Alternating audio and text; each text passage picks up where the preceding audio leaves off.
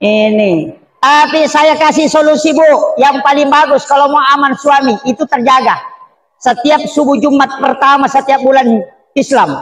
Nanti ini Rabiul Akhir, subuh Jumat pertama, bikinkan air panas suami di subuh hari. Aduk mengikuti arah tawaf.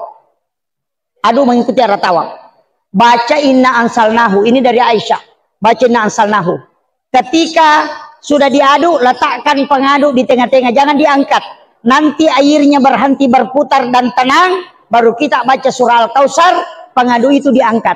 Baru dikasih suami kita suruh minum. Setelah dia minum, sisakan, usahakan ada sisanya kita minum sedikit sambil membaca surah Al-Kautsar. Tidak ada istri yang diceraikan oleh suaminya yang mengamalkan itu. Makanya Aisyah itu sering merengek minta sisanya Nabi. Bahkan dia yang pegang gelasnya. Makanya sudah tahu Bu? Belum? Saya ulang. Inna ansalnahu dibaca, diaduk mengikuti arah tawaf, berlawanan arah jarum jam. Nanti airnya berhenti berputar, letakkan sendok itu di tengah-tengah, baca surah Al-Kautsar. Setelah itu kasih suami dia minum, sisanya kita minum sedikit. Maka siapa yang melakukan itu, suaminya tidak bisa menceraikan istrinya. Itu kuncinya.